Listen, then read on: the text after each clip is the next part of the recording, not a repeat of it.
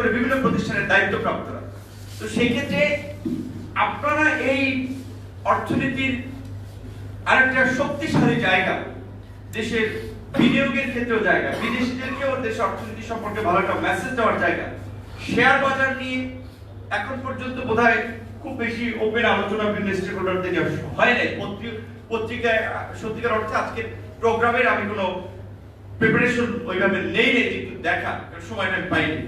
কিছুক্ষণ আগে দেখছিলাম যে পত্রিকায় এসেছে যে শেয়ার বাজারের আপনারা সিক্রেট এক্সচেঞ্জ কমিশনের চেয়ারম্যানের কথা বলছেন, ভদ্রলোক কারোর সাথে খুব নাকি দেখাও করেন। তাহলে একটা লোক যদি দেখাই না করে তাহলে প্রকৃত স্টেক হোল্ডারদের কথাটা শুনবে কিভাবে? সেই ক্ষেত্রে আমার মনে হয় যে লাস্টে একটা প্রোগ্রাম করেছিলেন, আজকেও এখানে এসেছি। ওই যে প্রথমে একবার আসলে একটু অন্য একটা কাজ রেখে এসেছি, আবার দেখছেন ওখানে একটু বেরোচ্ছে, সাংবাদিক ওয়েট করছে, ইন্টারভিউ দিলাম। তো আবার আরো দুটো প্রোগ্রামে যেতে হবে, একটা বিদেশিদের প্রোগ্রামে। কারণ কি আপনারা ভুল বুঝতে পারেন যে তাহলে নূর ভাই বোধহয় প্রথমে নাইবা বা চলে যাচ্ছে এরকম। এই জন্য মনে হচ্ছে যে না, তাদের প্রতি আমাদের যে সমর্থন এবং সম্পত্তিটা ছিল সেটা যৌক্তিক একটা সমাধানে না পৌঁছা পর্যন্ত আমরা আছি, এই মেসেজটা দেওয়া দরকার।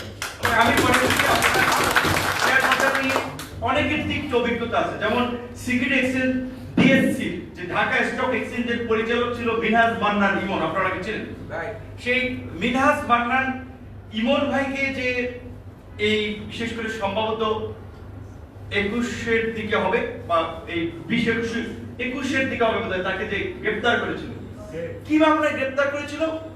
তাকে দেখিয়েছিল যে সে আপনার ওই সময় যে কার্টুনিস্ট কিশোর আপনার যে আপনার আরেকটা ব্যাংক লুটেরা মাফিয়া, এই শেয়ার বাজারের অন অফ দা ডাকাত নাফিস শারাফাত, তাতে ওই একটা কার্টুন এঁকেছিল যে আমি নাফিস শারাফাত জানি ব্যাংক খাওয়ার ধারাপাত, এগুলোটা কার্টুন এঁকেছিল কিশোর, সেটা শেয়ার দিয়েছিল অনেকে।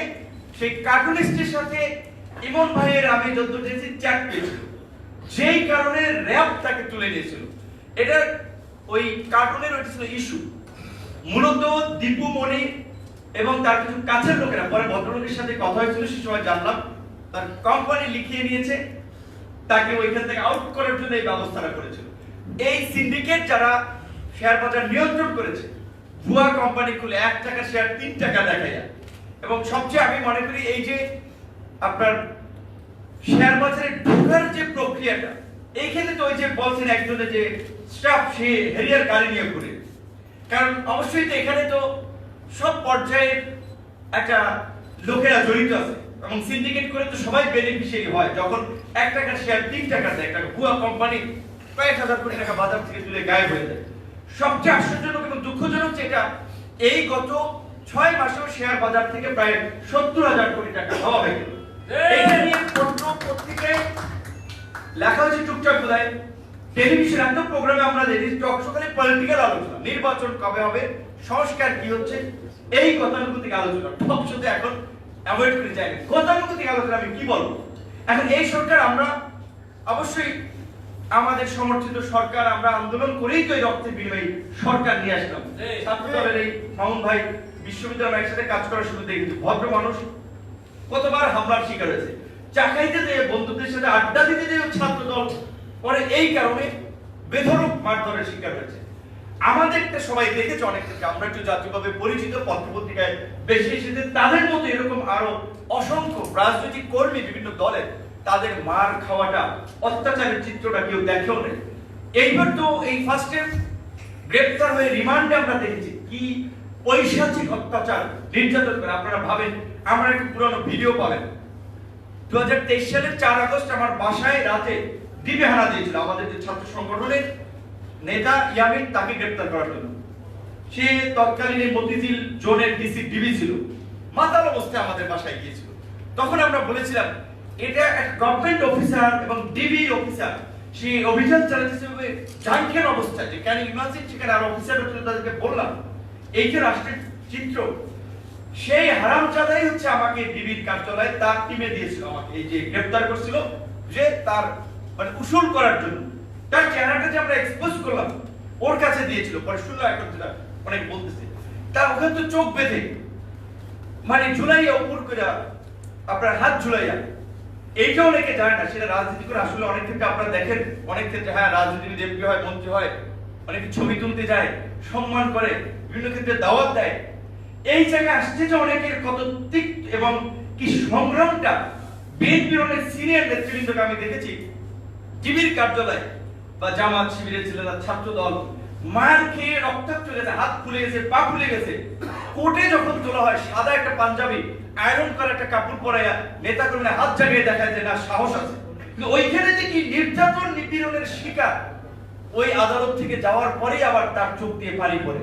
কিন্তু এই তিক্ততা ইনস্টিটিউশন, সেইখানে হামলা করার পরে পুলিশ রিপোর্ট দেয় যে ধাক্কাধাক্কি হয়েছিল, বেশি কিছু হয়নি, এই ছাদের উপর থেকেও ফেলে দিয়েছিল। সেই ডাকসুর নির্বাচনে অবৈধভাবে অনিয়ম করে প্রার্থিতার সুযোগ দিয়েছিল ছাত্রলীগের ছেলেদেরকে। এই আরেক 2 নম্বর লোক ঢাকা বিশ্ববিদ্যালয়ের শিক্ষক শিবলি রুবাইদুল ইসলাম। তো ওই দিন আমার মানে বক্তব্য দেওয়ার পরে একটা মনে হচ্ছে আমি একটা বোধহয় মিস্টেক করছিলাম যে তার গ্রেপ্তারের দাবিটা জানেন। তো যাই হোক, লাকিলি কয়েকদিনের মধ্যে দেখলাম যে না, আমরা যশোরের জায়গায় জানিয়েছিলাম যে যখন শুনছি সে দেশ ত্যাগ করতেছিল, যে তার বিষয়ে অনুসন্ধান করেছে আন্তর্জাতিক এক সংস্থা, সে তার অ্যাকাউন্টে মিলিয়ন মিলিয়ন লেনদেন, এবং দেখছে না ব্র্যান্ডিং বাংলাদেশ নামে বাইরে প্রোগ্রাম করেছে, লুটপাট করেছে ব্র্যান্ডিং বাংলাদেশ। এইখানে সিএনএন কে এনেছিল, শেখ হাসিনা ইন্টারভিউ করে রোড শো করেছিল। তো এই ঘটনাগুলোর এখন পর্যন্ত এই ঘটনা কি একজন শিবলি রুবায়েতকে গ্রেফতার করেছে, প্লেয়ার কি শুধু শিবলি রুবায়েত একা ছিল না?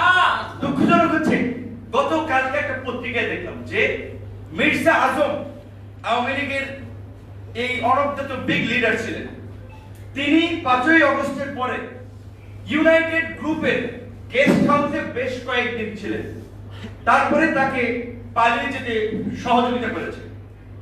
প্রচারটা আমাদের এই পরিস্থিতির সময় ছাত্র জনতা যখন রাজপথের দখলে ছিল, আওয়ামী লুটেরা, ডাকাত, মাফিয়ারা যান বাঁচাতে অনেকে সেনা ছাউনিতে আশ্রয় নিয়েছিলেন আপনার 625 জন। এই 625 জন কারা আশ্রয় নিয়েছিল আমরা এখন পর্যন্ত জানি না। তাহলে আমরা যে সংস্কারগুলো চাচ্ছি, প্রকৃত অর্থে বেশিরভাগ জায়গায় সেক্টরে এখনো ওই ফ্যাসিবাদের সহযোগীরাই বসে আছে, এবং বাস্তব চিত্র হচ্ছে এইটা যে আমরা যাদেরকে সরকারে বসিয়েছি, উপদেষ্টায় বসিয়েছি, সচিব বানিয়েছি, প্রশাসনের দায়িত্ব বসিয়েছি, এদেরকে ব্যবহার করে এদের মামু, খালু, বন্ধু বান্ধব সার্কেলের পরিচয়ে সুবিধা ভোগ করছে। আজকে আপনাদের এই দাবির সাথে আমরা আছি। অবশ্যই রাশেদ মাকসুদ সাহেব সহ তার টিম অনভিজ্ঞ, তারা পরিচয় দিয়েছে, তাদেরকে রিজাইন করতে হবে। এখানে প্রথম দিকে দায়িত্ব দিয়েছিল মাসরুর রিয়াজ ভাইকে, আবার দেখলাম একদিনের ব্যবধানে শেষ হয়ে গেল। এই মাসরুর সে কে? বিএনপি যে ম্যাডামের যে উপদেষ্টা ছিল, এই প্রেস কনফারেন্সে রিয়াজ রহমান সাহেবের ছেলে বলে। এখন ব্যবসা বাণিজ্য যারা করেছে বাংলাদেশের প্রেক্ষাপটে, বা সরকারি চাকরি যারা করে, যেই গভর্নমেন্ট থাকে তাদের থেকে একটু কাজ না হলে চাকরি করা যায় না, এটাই দেশের বাস্তবতা। এখন একটা লোকের সাথে ছবি থাকলেই তো সে আপনার ফ্যাসিবাদের দোষর, লুটপাটকারী হয়ে যাবে। আমার সাথে তো রাস্তাঘাটে এখানে সেখানে কত লোক ছবি তোলে, এখন ছবি না তুললে বলবে যে তারা অহংকারী হয়ে গেছে, বিশাল একটা মানুষকে দাম দেয় না। তো আমরা ছবি তুলি, এখন কে ভালো না কে মন্দ, একটা লোকের সাথে একটা লোকের ছবি দিয়ে আপনি বিচার কেন করবেন? ছবি দিয়ে কেউ যে কোনো একটা তুলে নিতে পারে। আমরা অনতিবিলম্বে অবশ্যই আমরা আপনাদের দাবির সাথে, আপনারা কালকে যাচ্ছেন স্মারকলিপি দেন, আরো একবার সব লাইনে গভর্নরকে, অর্থ উপদেষ্টাকে দিলেন, তাকে একটা সিসি দেন যে আপনারা অবশ্যই এই সর্বশান্ত শেয়ার বাজারের প্রতিনিধিদের সাথে আপনাদের বসতে হবে। গভর্নর থাকবে, সিকিউরিটি এক্সচেঞ্জ কমিশনের চেয়ারম্যান থাকবে, অর্থ উপদেষ্টা তার সামনে আপনারা তার বিষয়গুলো তুলে ধরেন। যদি আপনাদের তার সেখানে সে পরিষ্কারভাবে আপনারা বলবেন আমরা আপনাকে এবং এই সিকিউরিটি এক্সচেঞ্জের যাদেরকে দায়িত্ব দিয়েছে তাদের উপস্থিতিতে আমরা কথা বলতে চাই, তারা সরাসরি বিনিয়োগকারীদের মুখোমুখি হবে, তাদেরকে জমিদারির জন্য এখানে বসায়, আপনাদের সার্ভিস দেওয়ার জন্য বসাইছে। কাজে আপনারা রাস্তায় রাস্তায় ন্যায় বিচার চাবেন, আপনাদের ক্ষতিপূরণ চাবেন, আর তারা আরামসে বেতন নিয়ে যাবে, সুযোগ সুবিধা নিয়ে যাবে, বিভিন্ন কোম্পানিকে ঢুকে ফায়দা নেবে, এটা চলতে পারে না। আপনারা এই সব রনিং দেন, তারপরে যদি সেখানে কাজ না হয়, তারপর আপনাদের যে কোনো হাট কর্মসূচিতে আমরা যাব এবং আমরা ইতিমধ্যেই আপনাদের প্রোগ্রামগুলোতে ছিলাম, সামনেও থাকবো। যে আমি আজকে কয়েকটা প্রোগ্রাম থেকে আমি একটু বিদায় নিচ্ছি, মাফ করবেন, আল্লাহ হাফেজ।